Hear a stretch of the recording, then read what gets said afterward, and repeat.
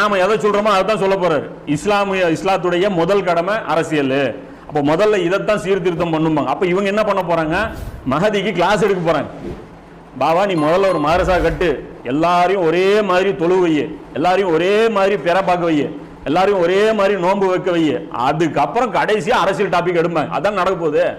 அப்ப மாதிரி இல்லாம இந்த கருத்து வேறுபாடு எல்லாம் சைட்ல இருக்கட்டும்.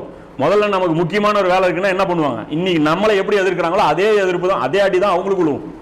யாருக்கு? மஹதி அலைஹிஸ்ஸலாமுக்கு இவங்க என்ன பண்ண போறாங்க?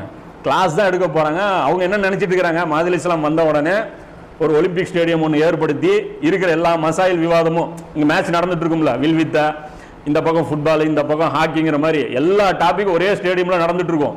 இவர் எல்லாத்துக்கும் நடுவுரா உட்காந்துக்குவார் மஹதி.